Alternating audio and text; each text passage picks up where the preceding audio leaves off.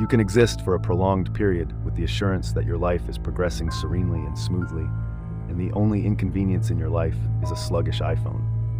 Indeed, a charming wife, 2 delightful children, and solely bright prospects for a joyous old age ahead. However, everything can alter suddenly, just once, and you find yourself excluded from life's mainstream. Or suddenly you find yourself walking in an entirely different path, surrounded by entirely different people. I was born too early, and my parents spent my whole childhood attempting to shield me from life's tempest. I ventured outside with the boys, always under the watch of one of them or my grandmother. My arriving home at strange hours was a catastrophe of global proportions. The boys in the neighborhood are always adept psychologists. They understand people well and know how to react to them. They understood me very well. Everyone, even the girls, made me feel terrible. It got so bad that I was scared to leave my house. When I did, a group of kids would bully me, and it kept happening. I'd come home with cuts and bruises, and my parents didn't know what to do. They tried talking to the other kids, but it made things worse. You can't always protect a teenager from tough situations by following them around all the time. My sad childhood felt like it would never end, and I'd always be stuck feeling small and scared. Then one day, my mom's cousin Robbie came to visit. He was in military school and getting ready to join the army. He could see how tough things were for me. It was winter, and kids were playing hockey in our yard, but I wasn't part of it. Robbie had noticed I was struggling, and one night he came to talk to me. He said that in life, people can be like predators, always trying to be the strongest. He told me that until I stood up for myself, things wouldn't get better. He said being a man means having dignity, and I wasn't showing that now, but there's a chance to reclaim it. Don't fear pain, blood, and tears. Consolidate your resolve into a fist and resist with honor. Let yourself lose, but your dignity will remain intact. Robbie patted my head, lit a cigarette, and exited the room. 2 days later, I was inducted into the hockey team. One of the boys fell ill, and I was tasked to substitute him. The game was intense. A 3-man offense rolled out toward the goal. I executed a precise pass to my teammate on the stick, but he missed his chance to conclude the game in a tense moment. Of course, I was blamed for everything. They insulted me with all sorts of names, and in the end, the unlucky player even struck me in the face. All the pent-up fury at one point overwhelmed me. Without a second thought, I struck the offender in the face with my stick. The guy collapsed on the ice like a wreck. He had his hands over his face, but was bleeding from the bridge of his nose. I grabbed the stick and looked around at the others. Everyone stood in silence until one of the guys said, "It's your own fault, man." Man, Elton had nothing to do with it. One evening, the mother of the person my son hit came to our house in a hurry, and my parents were shocked. They were relieved he didn't seriously hurt the person. Uncle Robbie made a grim joke about it. After that, everything changed for me. No one insulted or bullied me anymore. I felt like part of the group. I joined different activities, learned a bit of music, and played hockey. Uncle Robbie, who was in the army, took me to a martial arts class during one of his visits. He said I might not become a great athlete, but I'd learn to protect myself and others. That was the last time I saw him. 6 months later, Uncle Robbie was killed in a dangerous place, and it was the first time I felt such a big loss. If you enjoyed this video, consider liking my video. The classes I took helped me learn how to control myself. I wasn't just learning skills, I was making progress. I even started competing in national competitions. But that wasn't my main goal. I went to a technical university, and after 5 years, became a mechanical engineer. But I didn't want to work in a factory. I was inspired by stories of heroism in the military. In my 3rd year of university, I met Sophie. She was a regular girl from a normal family with blonde hair and brown eyes. She was dating one of my classmates, but when we met, it was like lightning. She broke off her engagement despite what her family and friends said. 6 months later, we got married, and a year after that, we had twins, a boy named Robbie and a girl named Masha. I quickly got used to military life. I went to many dangerous places, even Africa, where I trained soldiers in artillery. I worked as a trainer for 6 months. One day I got sick from drinking water I shouldn't have. I had hepatitis and had to go back home for treatment. I was in the hospital for a month, and my liver was really damaged. The doctor said I was lucky, but warned me about future problems. A year later, I got seriously hurt, so I had to stop serving in the military. I retired as a captain and had to adjust to civilian life. My wife was always there for me. Even when I was in Africa, she never left my side. Unlike some wives who take breaks from their husbands, I knew I had a loving woman waiting for me at home. As a civilian, I took some time to figure out what to do. Then I opened a shop where I fixed musical instruments and toys. It might not seem like much, but there's always a long line of people waiting for repairs. New instruments are expensive, but I offer affordable repairs. After 2 years, the shop became a company that made special guitars and luxury toys. Sophie worked as a doctor and made a lot of money at the regional diagnostic center. We had a big apartment in the city that my grandfather left us, and a big house in the countryside that we built ourselves. Our kids went to school, and everything was going well. Sophie was special because she looked young. Even as she got older, her face didn't have any wrinkles, and she had curly hair, a big chest, and long legs. She was my wife, but I started having a problem. I gained weight because of hepatitis, and my body got bigger. I lost the muscles in my stomach. It wouldn't have been a big deal, but I noticed that my wife started feeling uncomfortable around me. Don't miss out on the journey to 1,000 subscribers. Hit that subscribe button now and be part of something big before everyone else. We still loved each other and spent a lot of time together at work and on vacations, but there were parties for work lately, and people talked about them a lot. Sometimes my wife went to these parties with me, and sometimes she went alone. I didn't mind her having fun, but I started to notice strange looks from her coworkers. I didn't pay much attention to this, but subconsciously I became anxious. Something was happening behind my back, but what it was, I couldn't yet figure out. Grigor Reef, a well-known businessman in our city, had been visiting my wife's office for some time. He had a solid reputation in the construction industry before he fell ill. Sophie was a cardiologist and successfully carried out a course of treatment. But the businessman was focused on his health and regularly sought to attend her appointments with bunches of flowers. One day I decided to meet Sophie after work, and as I was kissing my wife, out of the corner of my eye, I noticed the businessman with flowers. However, he turned around in time and walked past us, pretending to be heading towards someone in the center. It did not escape my notice that Sophie blushed deeply and looked away. You know how blondes can blush? One evening at dinner, Sophie mentioned to me, "Elton, Gregory, you know him? He's organizing a party. He wants to invite us." Casually, she said this as she poured me a coffee. "What does that have to do with us?" I grumbled and glanced at my wife. I was aware of her so far innocent relationship with Grigor. I had even considered intervening in their gentle friendship at one point, but for the moment, I decided to see what would unfold. I trusted my wife, especially since the businessman wasn't the only man around Sophie. There's no need to be jealous of every man around her. He wants to thank me for the successful treatment. Many famous people will be there, along with live music. We're invited. The party is on Friday, she said. Oh, and Sophie, I wanted to talk to you about Grigor Reef. It seems like he's trying to set you up with someone. It's like he's hunting you. Even from someone looking from the outside, you can tell he really wants to impress you. Doesn't it seem like he's just playing around? I put down my half-empty cup of coffee. Elton, there's nothing going on between us. Yes, he pays me some attention, but that's all, she assured. Well, just remember, if anything more were to happen, it would be catastrophic for us. Elton, don't worry. I just want to go to the party, and I want you there too. I'm not planning to flirt with anyone. So if I blushed, I thought to myself, Grigor might pursue you vigorously. Can you imagine how things would turn out if he does? I observed Sophie's reaction carefully.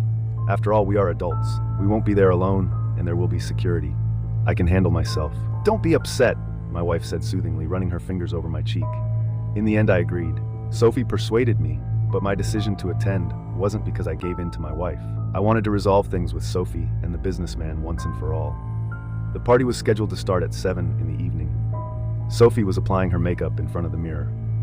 She looked like a model on the runway.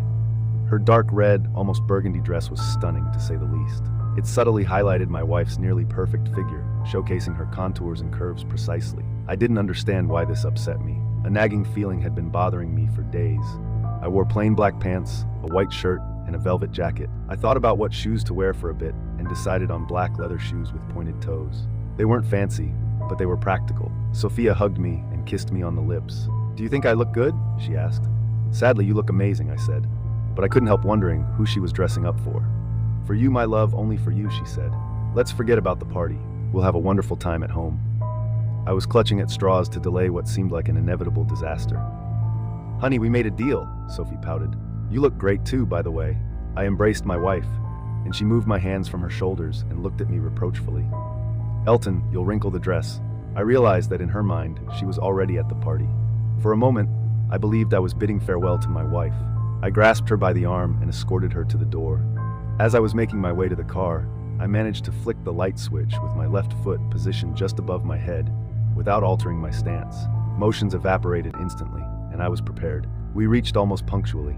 The gate was open, allowing us to drive unhindered to the parking area in front of the house. The valet approached quickly, but I did not entrust him with my vehicle. Instead, he pointed out the vacant spots. Without hesitating, I chose the last one to ensure an easy exit from the garage if needed. I operated purely on instinct. My unconscious mind and my not yet fully diminished military training served me well. I handed the valet some money and requested they not block my car, leaving a clear path. Sophie watched my actions with astonishment and worry. "What's all this for?" she asked. "It seems like you're preparing for something terrible." "Hey, calm down. Everything will be okay," I told my wife. But I didn't really believe it. I just shrugged. "It's just a small precaution. We'll see how things go. The important thing is that this party won't ruin our marriage." My wife's face went pale. It seemed like she knew something bad was about to happen. But what? Oh no, it's starting to go wrong already, I thought. But maybe it's not all bad yet. We walked up the steps to the front entrance. Just before we reached the door, Sophie turned to me. "Elton, let's enjoy ourselves today. We don't want any problems. Let's relax and have a good time with nice company and good music." The door opened, and a young man asked for our last names. I told him our names. He scanned the guest list for a while before saying, "Sophie Veer and a guest." His gaze shifted to me with a slight sneer. "Two people, please come in, gentlemen. Have a delightful evening." I looked at my wife, taken aback by a guest like an unintended addition. A cold fury welled up inside me. Sophie gave me a strange look and squeezed my hand reassuringly. As we entered, from the corner of my eye, I noticed a disdainful smirk on the lips of the guard at the entrance to the hall. We were greeted by Mr. Gary himself, who was accompanied by a young woman in a very short green dress. Her cropped black hair elegantly framed her tan face, and she exuded an aura of costly perfume. Host kissed my wife's hand. "You are a miracle worker," he said. I'm speechless. Then he turned to me. "You must be Elton. I've heard so much about you. Pleased to meet you." I am just Boris." He extended his hand. Accepted it, and he began to squeeze. Reciprocated firmly, looking him in the eyes. Could tell he was in discomfort and was struggling to conceal it. That was enough of a hello. I relaxed my grip. There was a short pause, then Boris smiled and greeted us. "Come in, friends, make yourselves comfortable and chat with our other guests." He didn't introduce the person with him. Many people had already arrived, including some athletes and their partners, a couple of actors from a nearby theater, and some attractive women. Someone from the mayor's office was there too. I didn't know the others, and honestly I didn't want to. I had other things on my mind. Sophie kissed me on the cheek and hurried off to the bathroom. I meandered near the buffet table, clutching a glass of soda. I took a slow sip, scanning the room. I had no intention of drinking alcohol that evening. I saw Sophie re-enter the hall. Boris approached her, taking her by the elbow. Sophie turned to him with a smile, then whispered something to him that made him shake his head in discomfort. He glanced around, saw his companion, and dismissed her with a wave. Someone placed their hand on my shoulder. I spun around to see the friend of the owner, with a charming smile, gazing at me. "My name is Stella," she said. "Bring me some champagne," she requested. Indeed, she was quite attractive, though not as much as Sophie. I grabbed a champagne flute from the table and handed it to her. "You're amazing," she exclaimed. Honestly, I wasn't in the mood for flirting today, so I merely mumbled the first thing that popped into my head. It was poorly timed. Her approach, wait, I realized as I saw Boris signaling to her. Okay, I understand. I thought this woman appeared to be designated for me, ensuring I kept out of trouble that night. We chatted briefly, discussing trivial matters. She watched me intensely, showing she wanted more than just talking. Kept watching my wife while Stella talked to me. Sophie and the host were dancing and then went to the bar. Another couple I didn't know came up to Sophie, who seemed to be having a great time. She forgot she came with me. "I see you're watching your wife," Stella said with a smirk. "Don't worry about her. She's busy tonight, and Boris will keep her entertained. Look at me. I'm here for you." I wasn't surprised and just looked at Stella with a cold, unfriendly look. She shivered, seeming like she didn't care about romance. Probably not tonight, I thought, as she quickly moved away and disappeared. I looked back at Sophie. She was dancing closely with Boris in a slow dance. There weren't many people on the dance floor, just two other couples. A small band was playing, and there was another couple nearby who I didn't know, being affectionate. My wife and the businessman were acting cozy, with him whispering in her ear and her leaning into him. It was clear Sophie was really into it, letting Boris hold her close and kiss her openly. I could tell Sophie didn't realize what she was doing. I knew it was time to step in, so I went onto the dance floor. Out of the corner of my eye, I saw two big guards coming towards us. I tapped Boris on the shoulder. He got annoyed but didn't let go of my wife. "Go away, you fool. Sophie is with me tonight," he said. "Uncle, don't get confused. She's my wife, so leave her alone," I said firmly. Boris held on to Sophie's hand and signaled to his guards. They came closer. I looked at my wife. She didn't try to let go of her new boyfriend's hand. "You tricked me. We're leaving," I said firmly.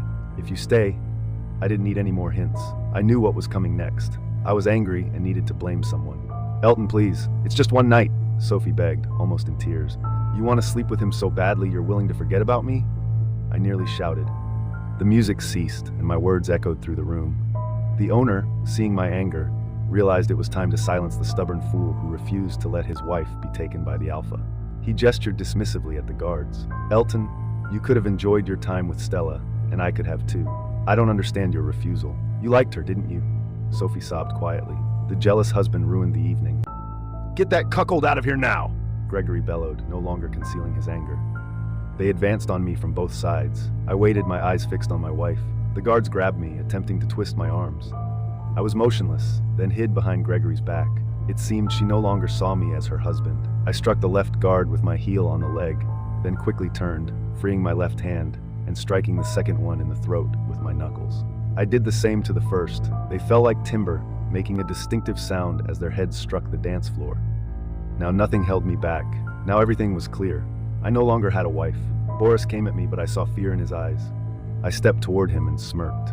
I kicked him in the groin with my boot, and then jumped up, hitting him in the chin with my heel. He fell down fast. It happened so quickly that nobody, absolutely nobody, understood what was going on. Boris tried to get up, shaking his head. I walked towards him with my fists clenched. Suddenly, Sophie shouted, "Elton, stop! You'll hurt him!" Someone else yelled, "Call the police!" I watched as my wife tried to help her boyfriend. "You're terrible. How could you?" she yelled angrily, struggling to find the right words. "I'm leaving. Are you coming?" I asked firmly. "Get out. I'm disgusted by you," she confirmed. That was all I needed to hear. I looked back at the scene once more and left the house quickly. No one stopped me. I walked out to the parking lot.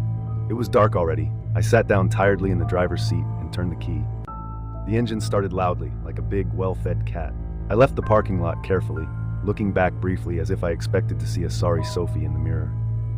Then I gently pushed the gas pedal and drove out through the gate. One thing was sure, after I kicked him, that guy wouldn't bother my wife again. I took out my phone and called a familiar number. They picked up right away, like they were waiting for my call. "How did it go?" asked C. "Not great," I said. I opened the glove compartment and grabbed a pack of cigarettes. "I hope you didn't go too far," they said with a laugh. I chuckled and lit a cigarette. "No, everything's okay," I said. "Do you need any help?" "Not sure yet."